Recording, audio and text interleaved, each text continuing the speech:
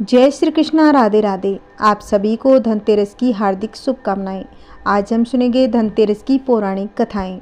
यह त्योहार हर साल कार्तिक मास के कृष्ण पक्ष की त्रयोदशी तिथि को मनाया जाता है।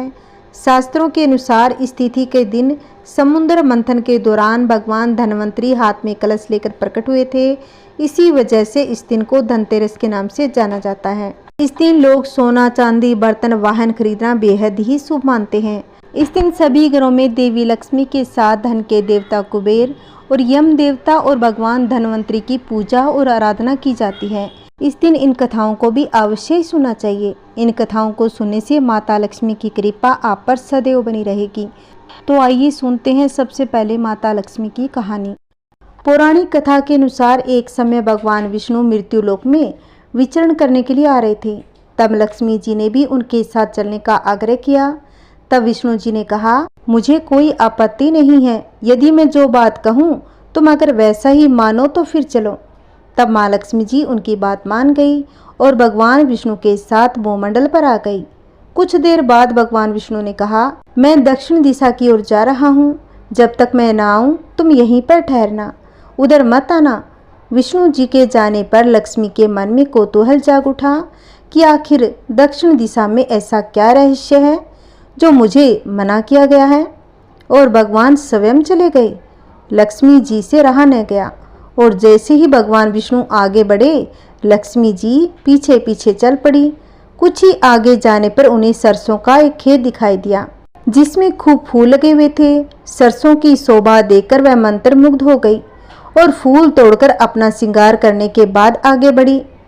आगे जाने पर एक गन्ने के खेत से लक्ष्मी जी गन्ने तोड़कर रस चूसने लगी।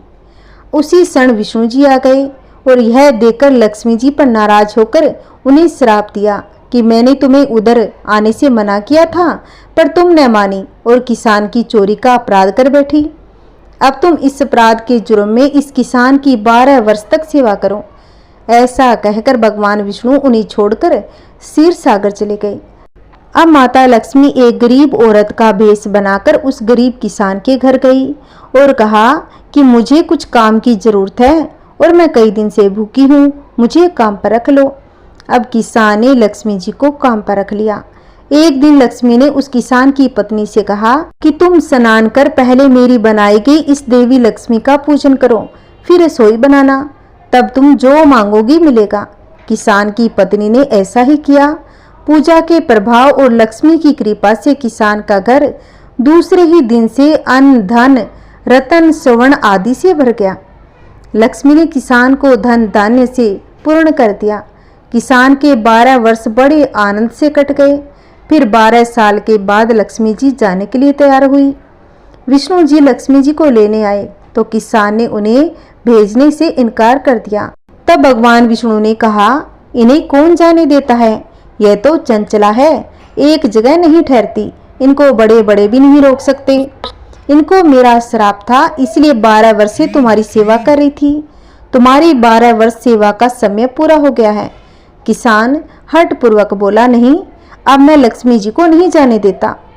तब लक्ष्मी जी ने कहा कि हे किसान, तुम मुझे रोकना चाहते हो तो जो मैं कहूँ वैसा ही करो। कल तेरस है, तुम कल घर को लीप पोत कर स्वच्छ करना, रात्रि में घी का दीपक जलाकर रखना और सायंकाल मेरा पूजन करना। एक तांबे के कलश में 1 रुपया भरकर मेरे लिए रखना। मैं उस कलश में निवास करूंगी, किंतु पूजा के समय मैं तुम्हें दिखाई नहीं दूंगी। इस एक दिन की पूजा से वर्ष भर में तुम्हारे घर से नहीं जाऊंगी। यह कहकर वह दीपकों के प्रकाश के साथ 10 दिशाओं में फैल गई। किसान ने लक्ष्मी जी के कहे अनुसार पूजन किया। उसका घर धन धान्य से पूर्ण हो गया। इसी वजह से हर वर्ष तेरस के दिन माता लक्ष्मी की पूजा होने लगी। बोलिए लक्ष्मी माता की जय हो। जैसे माँ लक्ष्मी ने उस किसान को दिया वैसा भगवान सबको दे। कहानी कहते कहानी सुनते हुंकार भरते, सबके घर में धन की वर्षा हो, सबके घर में सुख शांति बनी रहे। आइए अब सुनते हैं गणेश जी की कहानी। एक समय की बात है कि विष्णु भगवान का विवाह लक्ष्मी जी के साथ निश्चित हो गया। विवाह की तैयारियां होने लगी। सभी देवताओं को निमंत्रण भेजे गए, परंतु गणेश जी को निमंत्रण नहीं दिया गया। कारण जो भी रहा होगा, अब भगवान विष्णु की बारात जाने का समय आ गया।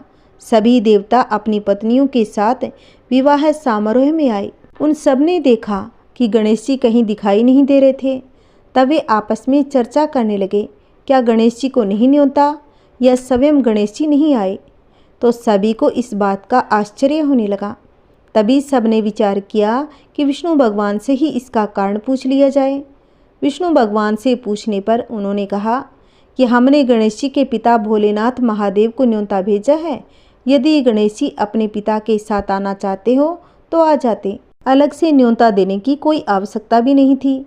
दूसरी बात यह है कि उनको 1.25 मन मूंग, 1.25 मन चावल, 1.25 मन घी और 1.25 मन मूंग के लड्डू का भोजन दिन भर में चाहिए। यदि गणेश जी नहीं भी आएंगे तो कोई बात नहीं, दूसरों के घर जाकर इतना सारा खाना पीना अच्छा भी नहीं लगता। इतनी वार्ता कर ही रहे थे कि किसी एक ने सुझाव दिया, यदि गणेश जी आ भी जाएं तो उनको द्वारपाल बनाकर बैठा देंगे। आप घर का ध्यान रखना, आप तो चूहे पर बैठकर धीरे धीरे चलोगे तो बारात से बहुत पीछे रह जाओगे।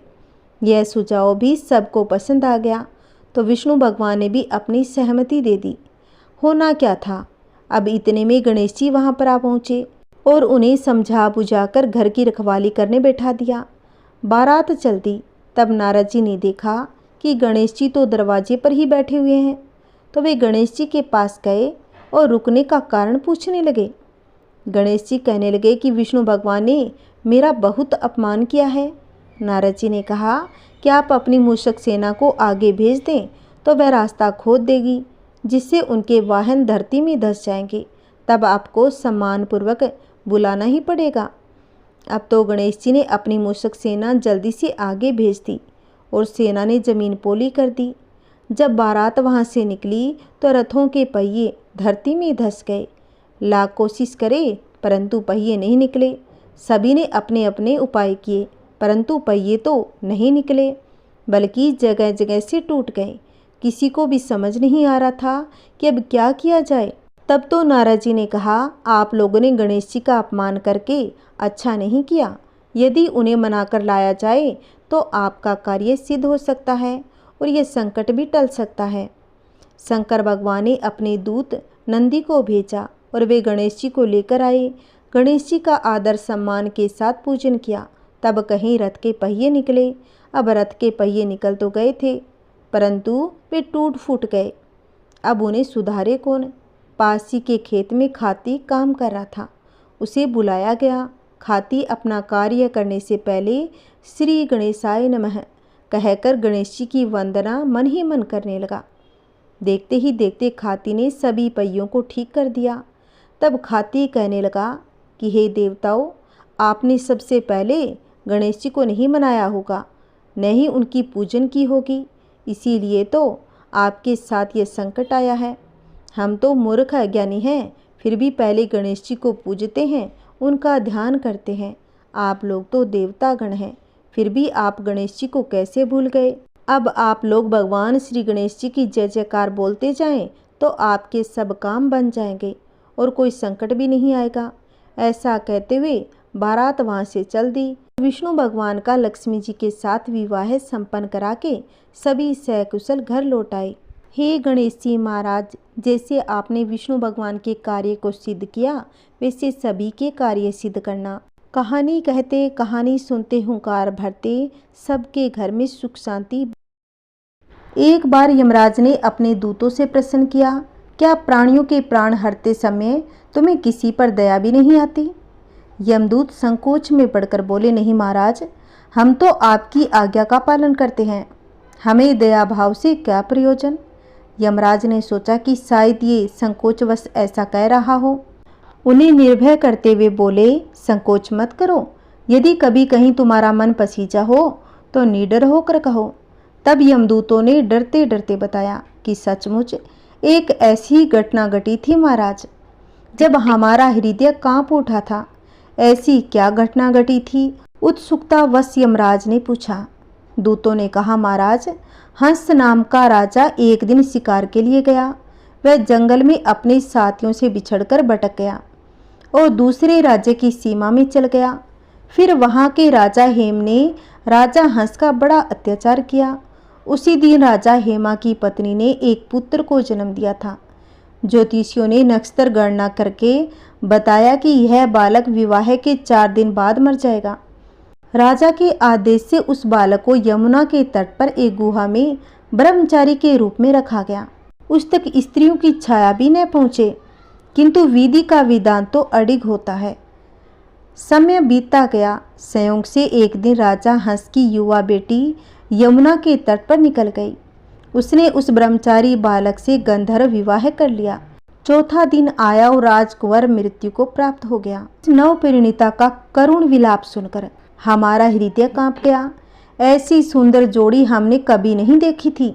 वे कामदेव तथा रति से भी कम नहीं थे।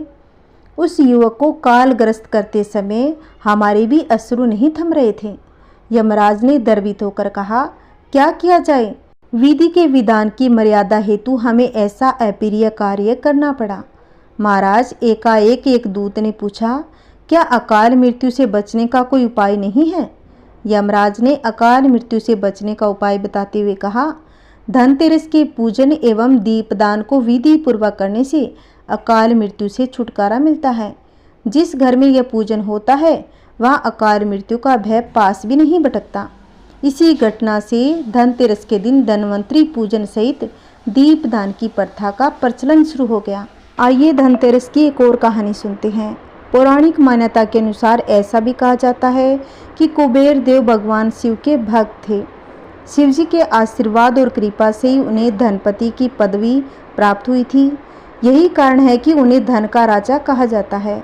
धन प्राप्ति के लिए माँ लक्ष्मी के साथ ही भगवान कुबेर देव को भी प्रसन्न करना चाहिए। उनका आशीर्वाद प्राप्त करना बेहद ही जरूरी है। कुबेर देव का आशीर्वाद पाने के लिए पूजा में कुबेर मंत्र का जप करना भी धन लाभ की प्राप्ति होती है। सबसे पहले जानते हैं कि धन के देवता कुबेर देव कौन है। और कहा जाता है कि कुबेर देव यक्षों के राजा थे। उनका दायित्व लोगों की रक्षा करना हुआ करता था। रावण, जो कि कुबेर देव के सौतेले भाई थे, रावण चाहते थे कि कुबेर देव लोकहित में कार्य न करें, उनकी बातें माने, लेकिन कुबेर देव सत्य का साथ देते थे, जिस कारण रावण के साथ उनका मतभेद था। कुबेर देव ने एक बार दूत के जरिए रावण को बुरे कार्य न करने को लेकर संदेश भिजवाया। इस पर रावण ने उस दूत का सिर अपनी खड्ग से काट दिया। जब इस बात का पता कुबेर को चला तो युद्ध छिड़ गया।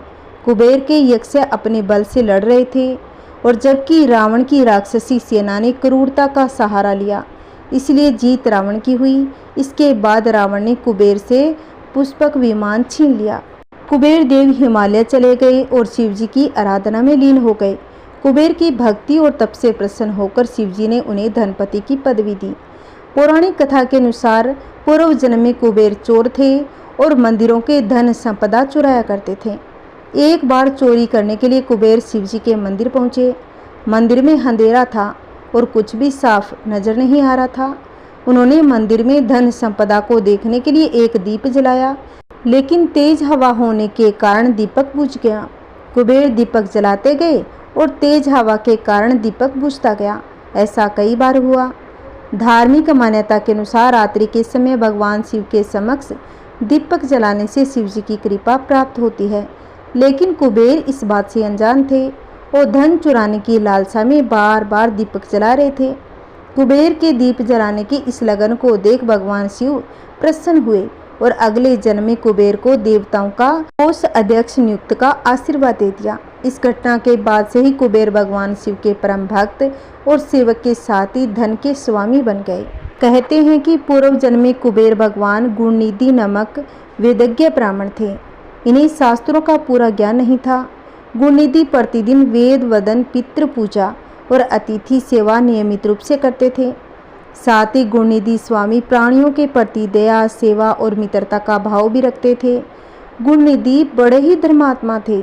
धर्म के देवता कुबेर के बारे में शास्त्रों में ऐसा भी वर्णन है कि धर्म कर्म में बहुत अधिक विश्वास रखने वाले थे, परंतु खराब संगति में पड़कर धीरे धीरे मति भ्रम के कारण गुणनिधि के सारे अच्छे गुण अवगुणों में परिवर्तित हो गए। गुणनिधि के इस अवगुण को उनकी माता अच्छी प्रकार से जानती थी, परंतु उन्होंने पुत्र मोह के कारण यह बात अपने पति को नहीं बताई। जिसके कारण गुणनिधि ने अपनी सारी पैतृक संपत्ति का नाश कर दिया।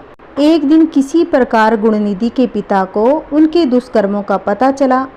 उन्होंने गुणनिधि की माता से अपनी संपत्ति व गुणनिधि के बारे में जानकारी चाही। गुणनिधि पिता के क्रोध एवं भय से घर छोड़कर भागकर वन में चले गए। वन में इधर उधर भटकने के बाद गुणनिधि ने संध्या समय एक शिव मंदिर देखा। उस दिन शिवरात्रि थी, इसलिए शिव मंदिर में शिव भक्त शिवरात्रि का पूजन और प्रसाद के साथ शिव पूजा का विधि विधान कर रहे थे। घर से भागने एवं वन में भटकने के कारण गुणनिधि पूरे दिन भूख प्यास से परेशान थे। इस कारण प्रसाद आदि खाद्य वस्तुओं को देखने पर गुणनिधि की भूख और ज़्यादा बढ़ गई। गुणनिधि वहीं पास में छुपकर पूजन देखते रहे एवं सोच रहे थे कि इन लोगों को नींद आने पर प्रसाद चुराकर अपनी भूख शांत कर लूँगा। रात्रि काल में शिव भक्तों के सो जाने के बाद गुणनिधि ने एक कपड़े की बत्ती जलाकर फल पकवानों को लेकर भाग ही रहे थे कि उनका पैर एक सोए हुए पुजारी के पैर से टकरा गया। वह पुजारी जोर जोर से चिल्लाने लगा, चोर चोर चोर। आवाज़ सुनकर अन्य पास में सोए हुए सभी सेवक जग गए एवं गुणनिधि पर बाण छोड़ दिया, जिससे उसी समय गुणनिधि के प्राण छूट गए। यमदूत जब गुणनिधि को लेकर जाने लगे तो भगवान शंकर की आज्ञा से उनके गणों ने वहां पहुंचकर गुणनिधि यमदूतों से छीनकर गुणनिधि को शिवलोक में ले आए। भगवान शंकर ने गुणनिधि के उस दिन भूखे रहने को व्रत, उपवास, रात्रि जागरण, पूजा, दर्शन तथा प्रकाश के निमित्त जलाए गए वस्त्र की बत्ती को आरती मानकर उस पर प्रसन्न हो गए। उसे अपना शिवत्व प्रदान किया। पुनः जन्म धारण कर गुणनिधि कुबेर के नाम से प्रसिद्ध हो गए। शास्त्र पुराणों में कुबेर के पिता विश्रवा एवं पितामह प्रजापति पुलत्स्य होने का उल्लेख मिलता है। कुबेर की माता भारद्वाज ऋषि की कन्या इडविडा है और कुबेर की सौतेली माता का नाम केसिनी है। रावण, कुंभकर्ण और विभीषण कुबेर के सौतेले भाई हैं। कुबेर की पत्नी का नाम भद्रा है। कुबेर के दो पुत्र नाल कुबेर और मणिग्रीव कैलाश पर स्थित अलकापुरी राज्य में निवास करते हैं। कुबेर की सभा में सर्वोच्च रत्न जड़ित सिंहासन पर महाराज कुबेर विराजते हैं। रंभा, उर्वशी, मेनका, केसी आदि अप्सराएं, किन्नर, यज्ञ और गंधर्वगण तथा महर्षि देवऋषि तथा ऋषिगण उनकी सभा में विराजते हैं। कुबेर की सेवा में यक्ष तथा राक्षस हर समय उपस्थित रहते हैं। कुबेर ने नर्मदा के कावेरी तट पर 100 साल तक घोर तपस्या की, जिससे प्रसन्न होकर शिवजी ने कुबेर को यक्षों का अधीश्वर बना दिया। कुबेर ने जिस स्थान पर तपस्या की उस स्थान का नाम कुबेर तीर्थ पड़ा, जहाँ कुबेर को अनेक वरदान प्राप्त हुए, रुद्र के साथ मित्रता, धन का अस्तित्व। आइए सुनते हैं आरती। ओम जय धन्वंतरी देवा, जय धन्वंतरी देवा, जरा रोग से पीड़ित, जरा रोग से पीड़ित, जन जन सुख देवा। जय धन्वंतरी देवा, तुम समुंदर से निकले अमृत कलश लिए, प्रभु अमृत कलश लिए। देवासुर के संकट, देवासुर के संकट आकर दूर किए। जय जय धन्वंतरी देवा, आयुर्वेद बनाया, जग में फैलाया, प्रभु जग में फैलाया। सदा स्वच्छ रहने का, सदा स्वच्छ रहने का साधन बतलाया। जय जय धन्वंतरी देवा। भुजाचार अति सुंदर, शंख सुधाधारी, प्रभु शंख सुधाधारी। आयुर्वेद वनस्पति से, आयुर्वेद वनस्पति से शोभा भारी।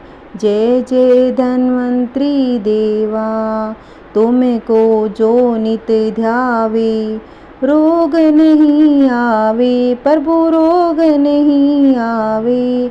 असाध्य रोग भी उसका, असाध्य रोग भी उसका निश्चय मिट जावे। जय जय धन्वंतरी देवा। हाथ जोड़ कर प्रभु जी दास खड़ा तेरा, प्रभु दास खड़ा तेरा। वेद समाज तुम्हारे, वेद समाज तुम्हारे चरणों का घेरा। ओम जय धन्वंतरी देवा। धन्वंतरी जी की आरती जो कोई नर गावे, प्रभु जो कोई नर गावे। रोग शोक न आवे, रोग शोक न आवे, सुख समृद्धि पावे। जय जय धन्वंतरी देवा, जय जय धन्वंतरी देवा। जरा रोग से पीड़ित, जरा रोग से पीड़ित जन जन सुख देवा। ओम जय धन्वंतरी देवा।